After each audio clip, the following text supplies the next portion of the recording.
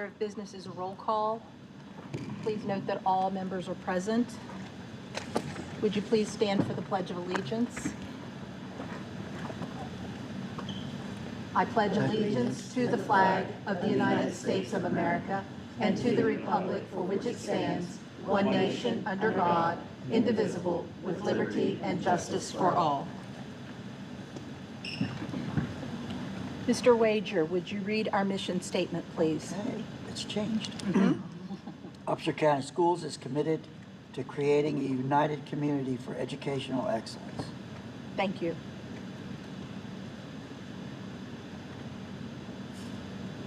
We have an agenda before us. There are some, I forgot to turn my mic on. There are some changes that I just want to bring your attention to. In the minutes that were provided to you, the adjournment time says PM and it should state AM, so that correction will be made. Also, under sections 6, 7, and 9, I believe it is, 6, 7, and 9, and 10, sorry, 6, 7, 9, no, 6, 7, and 9, I apologize. The statement about that the state superintendent has already approved everything was inadvertently left off. Also, under personnel and legal matters, we do need to remove resignation of board member as a topic for the agenda this evening. Hallelujah. 6, 7. There should be 9. Do I have a motion to approve the agenda with the corrections as noted by Superintendent Miller? So moved. Second. All those in favor, please signify by saying aye. Aye. Aye. Any nays? The motion carries. We are up to delegations. Yes. And I believe we only have one, Mr. Nestor.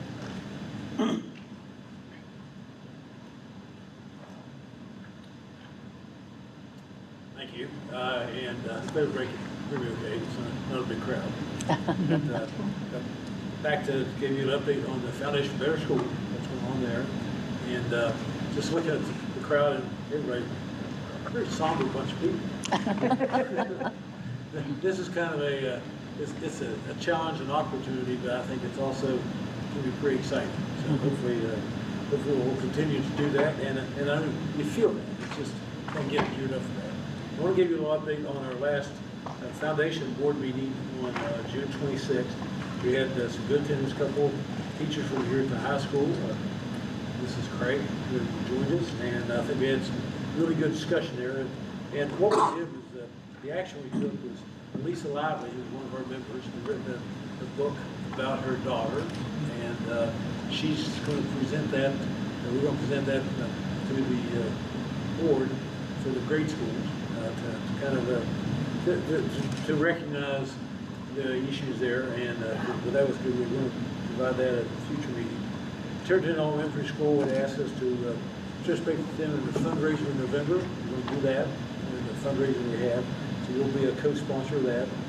The Buckhannon-Upshur Middle School Craft and Gift Show, we're going to also co-sponsor that and work with that, and try to help any way we can in able to give some support for that, but I think also some confidence where the money will be given to us, and the foundation will account for that, pay it out as directed. So I think we'll have some, hopefully some confidence in where the money goes there. Plus, well, it's a good person to continue. We also had a grant request from the band boosters for some a compressor and some technology when they take the band to visits other schools, and we approved that as almost $1,700. So we want to fund that. And the band booster is going to come back with more information, so that's more requests about some instruments. And whether we don't have a lot of money for that, but I think we want to work with them to try to figure out ways to do some fundraising. But it was a good meeting, and we're going to have our next meeting on August the 2nd. So anyone who wants to attend that, public-wise or board-wise, I think there's concern about can you have more than 2 board members together? But I think that it's information. We're trying to get this out there, information. So appreciate any attendance you folks can have, and any input for sure. I think it was a good meeting there. We're going to continue doing whatever we can. And the next thing is just something that I noticed this past weekend. There was and here's copies of an article. There's an article in the Parchment paper about the Kids Count data book. And many of you may have already looked at that. I had never really been aware of this out there, but it's the 2024 data book. It's full of tremendous information about education. A lot of that stuff we already know, but also talked about the involvement of the state extension office, and that they work for, one thing they're looking at is education for students after school. And they had a couple of names there, so I called the local extension office, talked to Mimi there, and unfortunately, they've had a couple of changes in personnel. They don't have a person in control there. So then I called the state director of the extension office, Susan Gamble. That's what happens sometimes when you put a phone number out there. Yeah. They get a phone call. So I called that information to her, and just wonder if there's some way we here in Upshur County can be involved in that more, because it kind of outlined things that fit our situation here. The need to coordinate, the economic situation you have is interesting, where you go back in the facts and they have an interactive page where you go to the different states and go to West Virginia and see how we rank in the last 4 years. And there's some disappointing opportunities here for us. But like the number of students that don't attend school, poverty in the last 3 years increased from 20 to 25% in West Virginia. Children whose parents lack secure employment, 33%. Children living in households with high housing costs, 22%. Teens not in school, not working, 10%. Just a lot of really good information. I encourage you to go ahead and look at that. And I'm going to, and you can get a book for free just to register. I'm going to pass that on to our education foundation and see what information is there, and hopefully be able to coordinate with the extension office. So, anyway, appreciate your folks' support, and whether you attend any of our meetings or whether you can just give us ideas. And I talked to the new principal of the high school when she was here. I think we're just out there trying to help any way we can, and I'm glad to answer any questions anybody has anytime. Feel free to call me anytime, and we'll keep them moving ahead. Thank you. Thank you. Blessed to have you in this county. Thank you. so much. Superintendent's update. Yes. First of all, I would like to welcome Mrs. King to our ranks this evening. Glad you joined us. Thank you. And we also have with us my new secretary, Elaine Pugh. So Elaine will be coming to our meetings, and she will be helping me in the office and taking over the duties of getting the agenda and everything together. So I just wanted to welcome both of them before I started. So this evening I have 4 different areas that I just would like to go over. The first area is about roles and responsibilities of a board member under takeover. I've had some questions, about what does that look like, and could I remind the public, because now that we are live streaming, more people do have an opportunity to participate in our meetings. So as we all know, Upshur County Schools was taken over by the State Board of Education in June of 2023. At that time, they stripped power and authority from the local board and placed control under then Deputy Superintendent Michelle Blatt. Well, there were resignations and hirings, and Ms. Blatt was then named the State Superintendent of Schools. And she hired a Deputy Superintendent that also oversees control of Upshur County, along with Mr. Jeffrey Kelly, which many of you have met. And he's the Assistant Superintendent in the Division of District and School Accountability, Uriah Cummins, who is the Director of Finance, and Kelly Talbot, who is General Counsel. So as you all know, under normal circumstances, local boards have 3 very important fiduciary responsibilities. That's the duty of good faith, making sure that you're always acting in the best interest of the school district. Duty of care, where you handle your business affairs with the same level of care you would with your own personal finances. And duty of loyalty, where you place the school district's interest above your own. Basically, and I've heard Mr. Sufer say this multiple times, outside of a board meeting, You really have no more authority than a person walking down the street. Yes. And it's funny how he used to demonstrate that when training was held at the waterfront, because he would take us all outside and he'd say, there's somebody famous coming down the street. Now just wait, Jake, just wait, watch, they're coming. And of course, all of us with bated breath were watching on that walkway behind the waterfront. Nobody was coming, but he made his point clear. We don't have any authority beyond that person that's walking down the street, famous or infamous. You know that your authority has, the powers that you have been granted to you by state law, and those can be found in West Virginia Code 18513. On the West Virginia School Building Authority site, or West Virginia School Building Association's, School Board Association, goodness, too many acronyms. There is a list there for you to look to if you have any questions about what it does look like under normal circumstances. Just reminding folks that an individual school board member doesn't have any more authority, again, than the person on the street over school records, policies, employees, students, and facilities.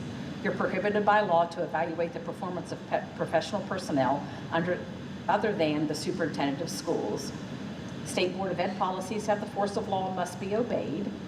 Only after receiving the superintendent's recommendation to do so may a county board appoint a particular person to fill a vacant job, transfer a particular employee from one job to another, or terminate or non-renew a particular employee's contract. At a school board meeting, the president has the same right as any other board member to make, second, discuss, and vote on motions. At any board meeting, the board may consider and decide only those matters fairly appearing on the meeting agenda and that was made properly available to the public. I don't know if you've been by the central office, but I have now taken it upon myself to post the agenda on the door as people enter. That has not been done in the past, and I feel that that is very needed for those who may not interact with technology. We do need to provide that opportunity for those that are coming and going. The only exception is for truly unexpected emergencies that would require immediate official action, and that's, of course, defined in the Open Meetings Act. The board is forbidden to take action under generic agenda items such as personnel matters, new business, and old business. The approved minutes of a school board meeting must accurately describe what happened at the meeting. And when you're required to hold a hearing before voting on a matter affecting a particular student or employee, you must guard against personally investigating or receiving information from other sources. As you know, the main reason school board members are removed from office is that you've prohibited financial interest in matters over which their boards have voice, influence, or control, because you're prohibited from that. And the superintendent has a duty to continuously alert the board to any issues affecting the board and its schools, programs, and initiatives, and when it's doable, provide you with a broad array of data and information to assist in making decisions. So we're under state control. We have been since last June. So our local board meetings are held to keep the board and the community apprised of actions that we're taking to operate the school system in the most cost-effective and efficient manner, with all decisions based on what is best for students. They are not required, but I feel that this community is owed the opportunity to be able to be informed about what is happening in the school system. The state-appointed superintendent, which is, of course, me, Ms. Blatt, and others in the department develop and approve the agenda shared with you all, the media, and public. You receive the information before each meeting as outlined in the Open Meetings Act. And it should be noted that all items that appear on the agenda, again, have already been approved by those folks in the department before we do share any of that out. In the state takeover, it specifically stated the following. We're under non-approval status for Upshur County School System. The state of emergency has been declared. They have limited the authority of the county board while the state of emergency is in place.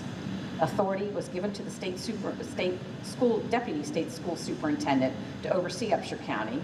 They declared vacant the Upshur County superintendent's office immediately, and they appointed Mr. Watring at the time to serve as the superintendent. In policy 2322, it is outlines, and there's a chart in there that describes these corrective actions that I just shared with you that took place from the state board when they decided to take over Upshur County schools. The interesting piece of Chart 5 is the period of intervention, because it does spell out exactly what occurs during a period of state intervention. so that once per year, they assess the readiness of the County Board of Education to accept return of control and sustainable improvements. They also report any recommendations to the Department of Education and the State Board, supported by evidence of the progress made on goals and action plans.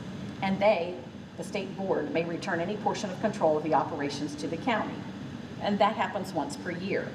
At the end of 5 years, if you are still under state control, that is when they do make the decision about returning control to the County Board of Ed, when they feel that those items that needed improvement are now being sustained without their support. They, if not, they have to hold a public hearing here in Upshur County.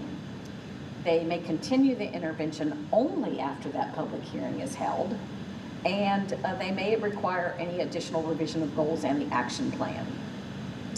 If for some reason the period of intervention should last beyond 5 years, the West Virginia Board of Education must hold a public hearing after each annual assessment beyond the 5th year. So if you get into year 6, at the end of year 6, they would have to hold that public meeting to determine if you're going to stay that way or not. So following termination of intervention, the support from the department and the West Virginia Board of Education shall continue as needed for up to 3 years. So the support doesn't just get pulled away, that it's still there. So then the question becomes, well, then what can board members do in a takeover? Attend meetings when they're called, attend any trainings, ask questions if something is not understood. If it can be addressed before a meeting and with a particular person, that is best practice, but also understand that some things cannot and they do need to be made public. Noting that we cannot mention personnel by name if we're discussing them. Work as a cohesive unit, because you're a team of 5, you're not individuals. Support the implementation of the county strategic plan, which in a future meeting we will go over with you. Support the academic programs in all of our schools, support the activities of our students, and support all of our employees in the system. So I just wanted to review that, just so we understand that some of what happened yesterday was like a review that was shared at the state board meeting. Communication protocols we've been working on all year, really. And as we're aware, communication occurs in multiple forums. We have social media, good, bad, or indifferent, however you feel about it. We also have written. We also have telephonic. So there's multiple ways that we do communicate. We are formalizing a communication and plan, which will follow a chain of command. We are updating our new organization chart, and we will release it by the end of the week. We'll share one with all of you so that you have that. And as the new policy manual is being loaded onto the website, there are 2 policies that talk about board and staff relations. So when you see the new policy manual, you will notice that there is a section for professional personnel and there is a section for service personnel. When the policies go out, you will notice that they come under both if they have relevance to each of those employee groups. So when our policy manual gets loaded, which they are in the process of doing now, 3112 and 4112 outline a lot of how communication will flow. The thing to understand is in a state takeover, the communication should flow through me and or the state board and those who are working with us. We understand there's going to be circumstances where people are going to come up to you and they're going to want an answer. Try to hold them off, but if you cannot, do what you can and say, I will check into that for you. Relieve yourself of some of that burden. You should not have to take that on. There's also going to be times when staff feels better coming to you and sharing things, and that's fine. What we need to make sure is, though, that we are communicating openly with each other. I did share with you the printed copy of yesterday's update at the state board meeting that Mr. Kelly shared with everyone that was present. And it has just the background of the takeover. Then it talks about notable areas of progress that have occurred. And these are notable areas of progress over the entire year. Now, I did send a 7-page report, but he managed to get it down into a condensed version, which is wonderful. They're very pleased with some of the things that happened, of course, through operations, and that we're getting things in line. But I also wanted to share with you what I shared with the state board yesterday during my remarks time. I talk about the positives, because we're working on making sure that the arrows are going in the same direction all across the system, because this is a system. And we all have to be going in the same direction, rowing the boat in the same direction in order for us to make the progress that the department needs to see and the state board needs to see. We have been working on, and I think in the central office in particular, we have an established team culture. We work together well. If someone is down or something has come through that they need help on, everyone is there ready at the quick, and we're helping each other. We're going to continue to work on the establishment of that team culture throughout the system this school year. The strategic plan, it used to have just one goal, and that goal really did not speak to what needed to occur in the system. So we now have 4 goals. One is around English language arts, one is around math, one is around the multi-tiered system of support, because it's not just about academics, it's also about behavior, and the legislature this year added attendance as one of those areas for the MTSS system. And then we also do have one that's related to attendance and student success. The SOS program, the referral process, et cetera, and the expansion into the middle and the high school this coming year is a very positive outcome. And the relationship that we have with Community Care West Virginia has just been one that has helped us blossom in that area. In finance, of course, we had a comprehensive audit completed by the West Virginia Auditor's Office, and we are working on correcting those 21 findings that were part of the state or the county's findings. We've provided training. We're working on a handbook that we're going to share in our schools and with our principals and all of our folks that are involved in purchase orders and all of the things that we have to follow for protocols. Leadership. One of the areas in the strategic plan that has not been fully implemented as was expected is in the area of teacher leadership. And we're going to work very hard on making sure that we are identifying what I call those master teachers, those who really can help, not necessarily a struggling teacher, but can help leadership in their school, take on different roles. Because not everyone wants to leave the classroom to become an administrator. So this is one way to be able to help them hone those leadership skills and help others. We're also going to be providing coaching and support for all of our building level administrators and central office. They're young. And we're going to make sure that we're building a supportive framework around them so that they can more effectively do their jobs and really look at instruction. In personnel, we did reorganize some of our positions. We've looked at protocols and procedures, and those are still a work in progress, but we're going to continue to do those so that we make sure everyone is informed of what those expectations are. The concerns that I shared with them is really at the pre-K level. I had read an article early yesterday morning about COVID and the effects that it will have on the academics, social, emotional, and behavior of those students that were born during COVID. I have a granddaughter that was born during the middle of COVID. And if we had not been paying close attention, we would have missed the opportunity for Birth to 3 to come and support her. She out-talks her sister now, which is wonderful. But as you know, those young children, most people were in masks. They didn't learn how to communicate, et cetera. So we do have a concern around that. With the levy failure, we have that unscientific poll with the community that the failure came about due to no movement with the investigations that ensued during the takeover.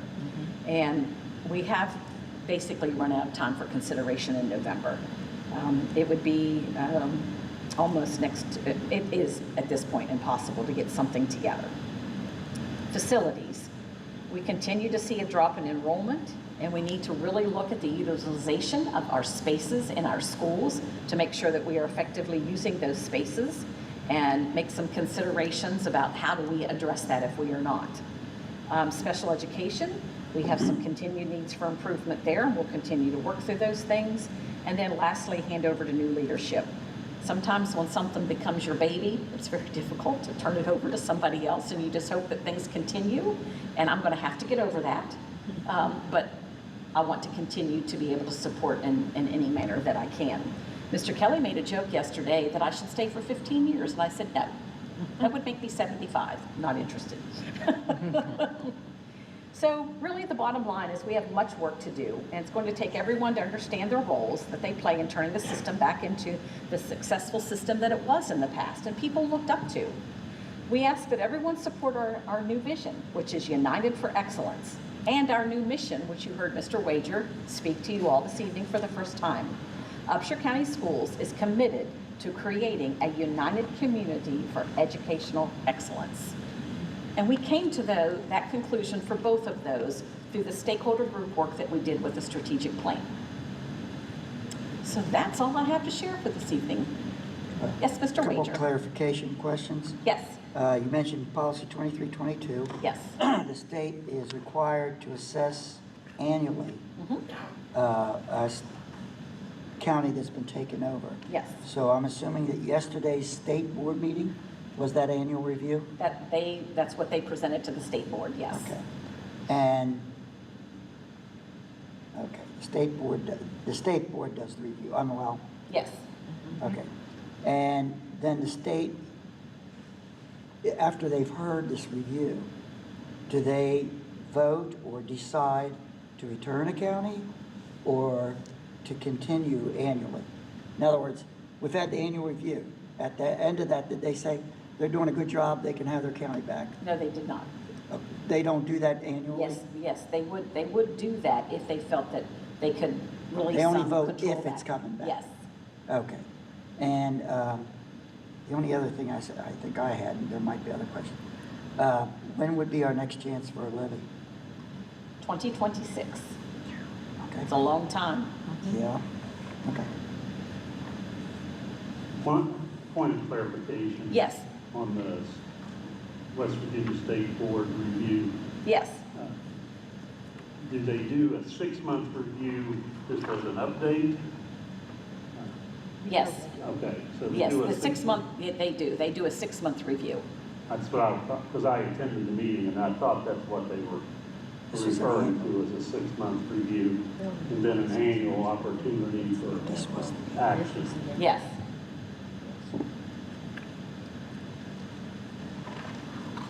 If you think of questions after the meeting, just reach out and we'll assist you.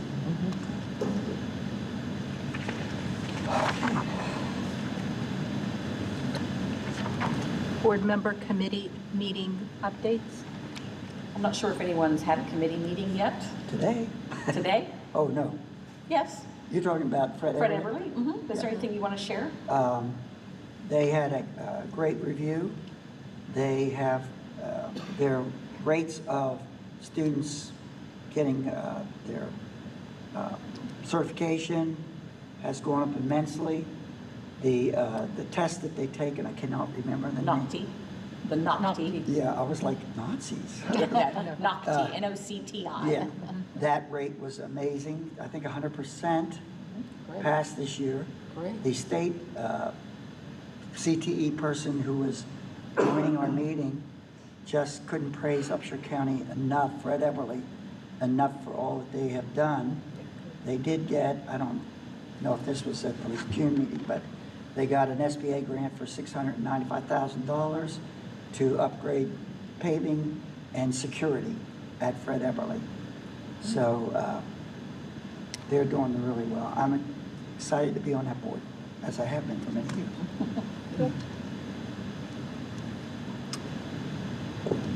I don't believe anyone else did. Come in. Item 7, minutes, policies, contracts, and agreement. All of the contracts? Yes, so the first one is we just need to approve the minutes first. Do I have a With the motion? with the amendment to them changing the PM to AM. Do we have a motion to approve those minutes? So moved. Do we have a second? Second. All those in favor signify by saying aye. Aye. Opposed?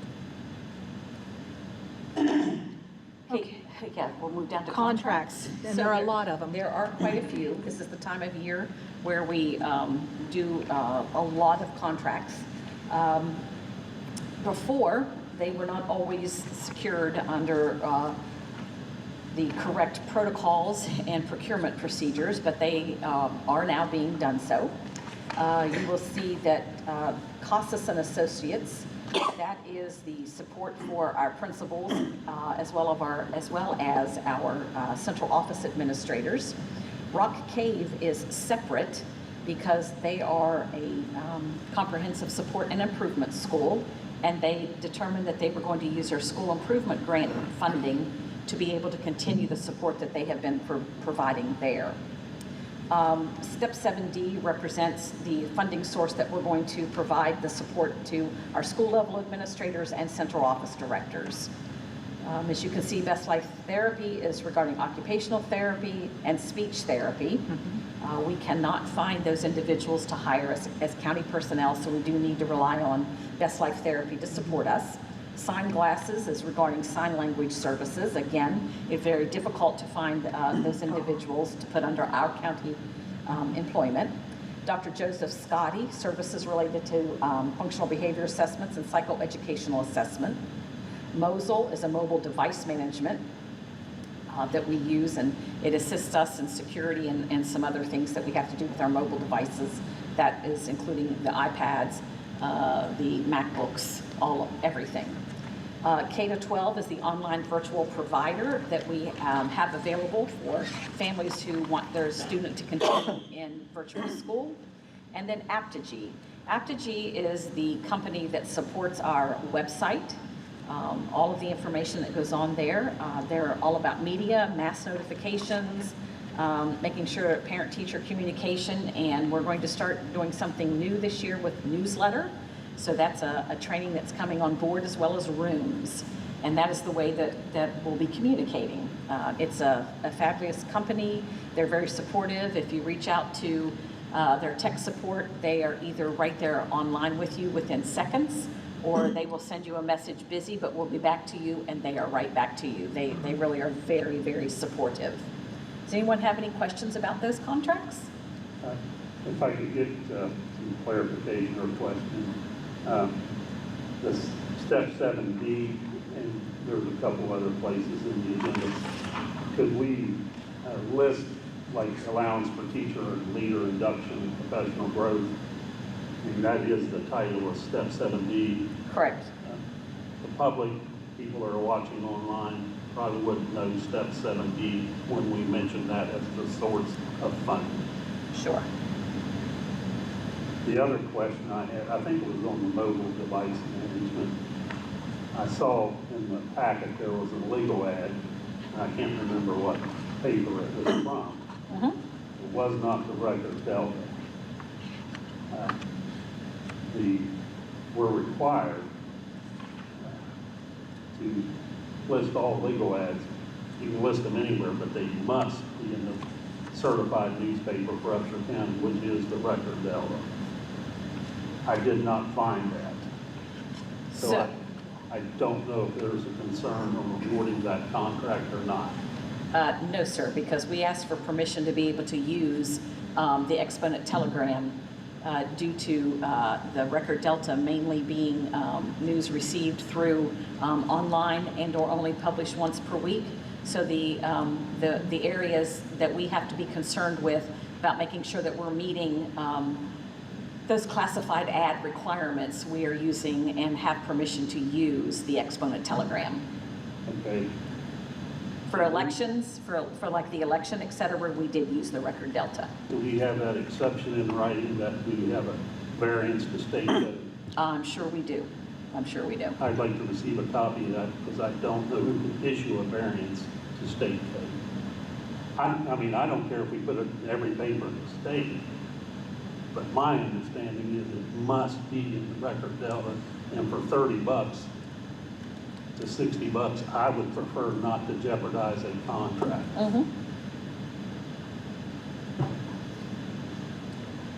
But if we could check with Sure thing. legal and the department. Yes. Now on to agreements.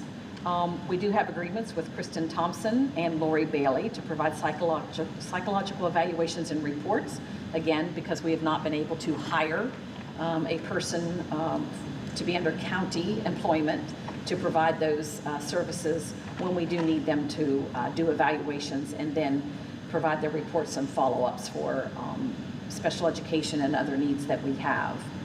We also have an agreement there with Xerox. That agreement is in play because of inappropriate contract that was put into place that yet obligated us because the proper procedures were not followed in the procurement process. So we do have to pay that amount back to Xerox in order for us to be able to void that contract. We do now have a contract in place that is proper and went through proper procurement procedures so that that will not happen in the future. Under our MOUs. I do have a question under Xerox, if I could. Yes, I understand it's a $120,000 settlement for terminating the lease. yes. And my concern is just the agenda topic of Xerox. It's, in my opinion, not specific enough to know, or for the public to be aware it's a $120,000 settlement for termination of a lease agreement. So again, I would request legal to take a look at that if you so desire. And you may reference Ethics Commission opinions, which was issued to the Upshur County Commission in 2001-13 was the opinion, June the 7th, 2001. I wrote the request, so I was familiar with it. Okay. Sure, thank you. So we paid them that money to basically cancel the contract. Yes, sir. And then we made a new contract with them? A different contract, different company to Oh, different continue. company. Yes, sir. Yes, sir. The original settlement that they wanted was well over $300,000. Oh, I'm sure. Yes. And the new company is? I know sorry. you were going to ask me. And what were they giving us, let's say? What is Xerox giving us, or were they doing? Just providing the machines and the Copy materials. machines? Yes, that's what they were doing. Okay. Yes. Because it doesn't really say that in the agreement. No, it does not. It does not. And I was like, I don't know. That agreement was put together with the State Department and Xerox. Okay. Was that contract, excuse me for the questions, was that contract presented to the Board of Education for review and approval? Not when I was on the board. That, sir, I cannot answer. I was not part of when that happened. We're not there. Okay. Not to us anyway, maybe before. Yeah. Under MOUs, we want to continue our pro officers, of course, here at the high school and at the middle school. And then school services at all Upshur County schools through Community Care of West Virginia. And the West Virginia University and School of Medicine, specifically for vision services through their ophthalmology and visual sciences. That is a renewal of a current MOU as the other three that are mentioned here on the agenda as well. Those are all renewals. Again, just, pro officer, some people may know that's a prevention resource officer, CCWD, Community Care of West Virginia. Not everybody will know those acronyms, like even the MOU and the understanding. Now, on the Community Care West Virginia, I did not see Hodgesville on the list. We have a separate, I believe, a separate one for just Hodgesville. Okay. And I'm not sure that we received that one back yet. Thank you. Mm-hmm.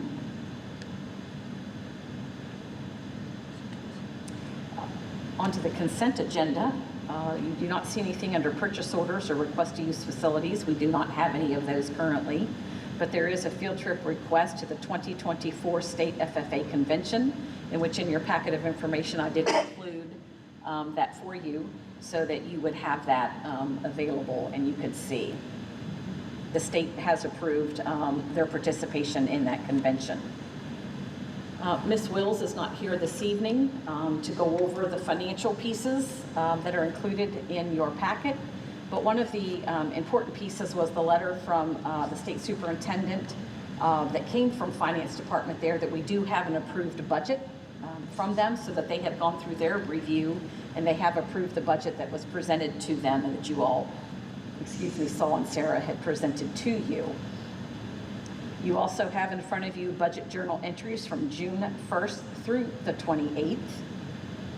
And you have the approved checks that went through in the month of June. And then you have your monthly financial statement. And in that monthly financial statement, you will notice the revenues year to date, as well as month to date for the month ending in May. When finance finalizes fiscal year 24, you will receive a year-end statement that will draw your attention to each of these as well, the revenues and the expenditures. And the current general current expense fund, the year-to-date revenues are $38,353,524.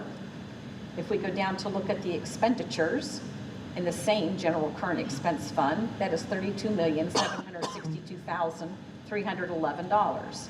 We have nothing in the capital projects fund as far as revenue, but we have had expenditures of $13,258. Sarah will be able to provide to you at the next meeting exactly what that $13,258 went towards.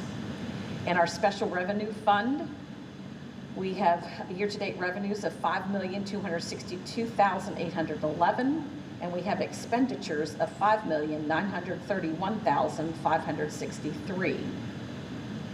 In our federal stimulus and stabilization fund, which, as you know, goes away in September, we had year-to-date revenues of $1,280,372 with expenditures of $982,332. Questions regarding the breakdowns that fall behind, those are things that Ms. Wills will be able to address moving forward. She is in a training and could not be here this evening to go over those with you. So what is our carryover? We at do the not end of know, we will not know, Mr. Wager, until all invoices are paid from last year, and she can run this report again. this? All right. On the monthly financial statement, it lists that we're operating on a cash basis. Mm-hmm. That we're doing encumbrances and such. Is that not a modified accrual basis? It would be, yes. Okay, I'm confused of why we're labeling cash basis. I do believe that this is just a report that comes off of the financial management system within the West Virginia Education Information System. And that's the title that they made for that report. Okay, I'm still confused. If you're tracking encumbrances and posting the previous fiscal years, even after July 1st, that's a modified accrual system. Yeah, I'm sorry, Mr. Parker. I don't have enough knowledge to That's fine. to follow. I just, Yeah. if we could follow up with, in a future meeting. Yeah. It's nothing major, it's just a title. Yes. Yes. Yes. Understood. Understood. And on the approved checks, Yes. I appreciate the opportunity. I made a request of the superintendent to look at public information on that backs up those checks. So I was provided a thumb drive with the bills, invoices, the actual invoices, any notes associated with those. It was excellent, by the way. The information you gained from that is excellent. A couple of things I did, and I appreciate that opportunity. Again, it's public and other individuals could do it if they want. I'm not suggesting that. But utility bills, there was 3 groups of payments for utility bills. I don't know if we do blanket purchase orders for those, but there were none included in that pack like every other invoice. So that's just a question. Sure. And I gave the superintendent a copy of these to follow up on. The Prevention Resource Officer, PRO officer, Mr. Linder, he had overtime of 45 hours for the quarter. Are we sure that's related to school activities? Yes. Did we get a breakdown of that? Other than just 45 hours? Because they do have a separate report for the events, for extracurricular activities. And how many hours they serve. It's like working games. Well, that should be events. That should be events. But that should be listed under events is where those are listed, from what I saw. So I don't know what that overtime is for me. Others may, but I don't understand it. If we could ask, maybe somebody can give me some clarification.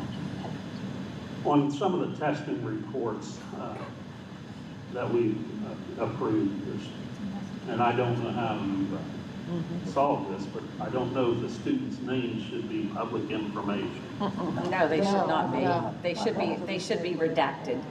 Yeah, or on a separate sheet, Exactly, confidential, not to be made to the public. correct.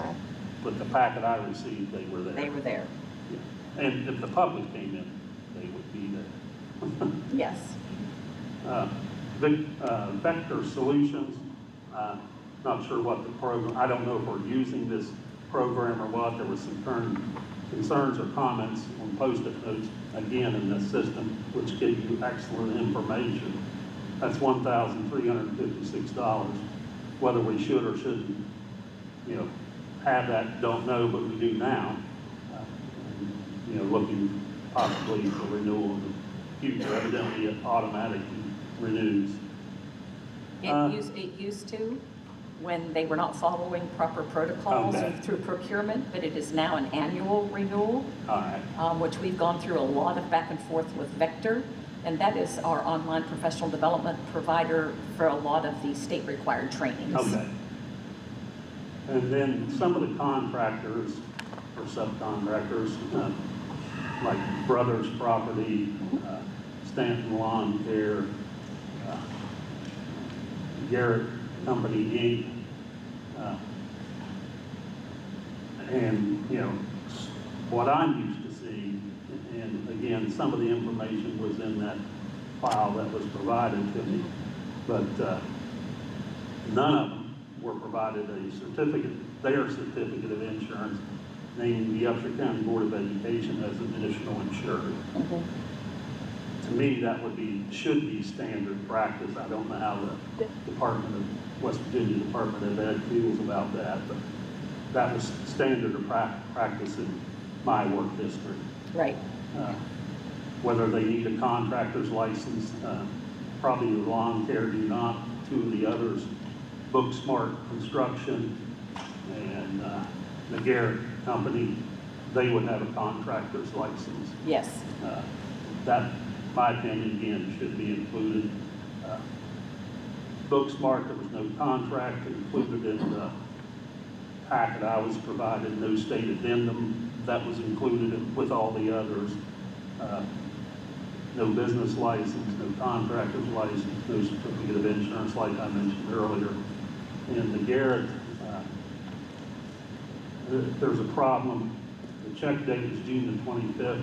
The request for the purchase order was May the 30th. Purchase order was actually cut $1,766 on June the 3rd, and the invoice is March the 14th.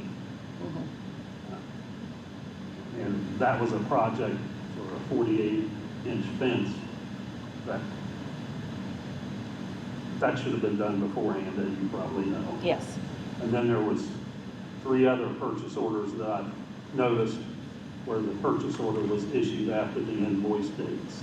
Yes. That is one of the findings in our audit and one of the things that we are continuing to work on. Yeah, well, I understand that's why we're in trouble, Yeah. but it's continuing.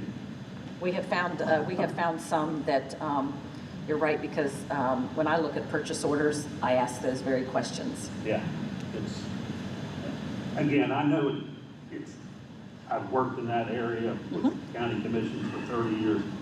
It's not, you'll never be 100%, never. But, a $4,800 project versus a $48 purchase, Yes. sizable. Yes. And since we are in this problem, we should be extremely diligent. Yes, you're right. You're right. We're ready for personnel, I believe. Item 10, personnel and legal matters. Madam President, board members, you have received the personnel sheet. I won't go down through and list all that. I did want to make the point that it is a little bit deceiving. It looks like there are 12 resignations. Actually, there are several positions held by multiple or the same person. The overall resignations are a total of 9. One of those had already been on there, but was the wrong sport. So really, it's 8. We do have 3 administrators that we're currently working on replacing. But if you go to the back, this is what I talked about last time. We're in the throes or the ending motions of the personnel season replacement. Most of our movements from terminations and RIF notices, things that have needed to be rescinded, most of those are complete. We are getting people placed in instructional practice. We had 9 hires, 7 of those are instructional, which is good. And then, of course, service. We have bus operator movement, which we all know is an ongoing carousel. And we did hire 2 substitute teachers, sorry. And then we did hire our new head girls track coach as well. Transfers, again, most of those are people within the system that have either tried to move to a different job or have been a part of that RIF process and have finally landed either where they wanted to land by application or by placement through that process. So the good thing is things are rolling as of Thursday, the 11th, I believe it is. We'll have another big posting come down. We anticipate another 12 to 15 job placements. So while the postings look large, many of those are getting filled. We are doing all kinds of matrices to principals to get people hired.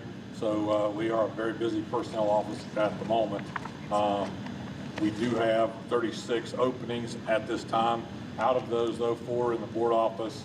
And like I said, out of those 32 remaining, about 15 of those, possibly as many as 20, will be filled on by Monday or so, and we'll be able to send those to Charleston for approval. So things are moving forward in a positive light there. So we also have been able to start posting hiring long-term subs in the multiple posting areas now. That happened as of July 1st. So those jobs will start to close up fairly rapidly now. Any questions? No, thank you for working hard to get those filled. I know Yes, ma'am. that those are, when you look at it, it is overwhelming with Yes, the it is. posting.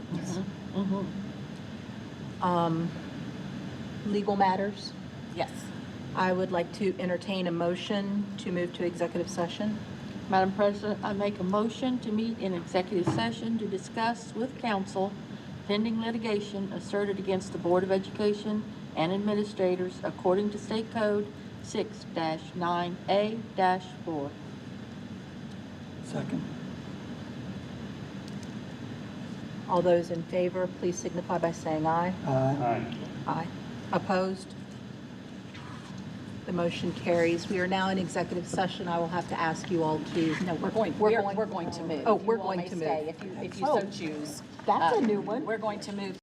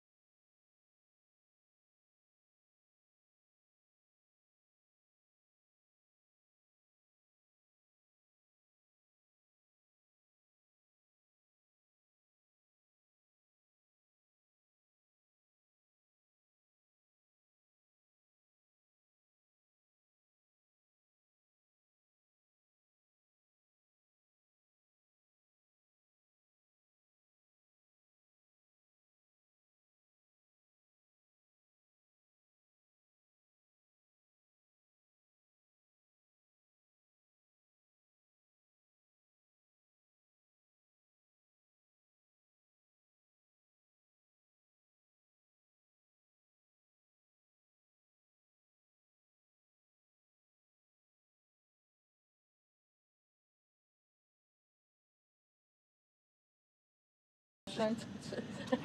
Second.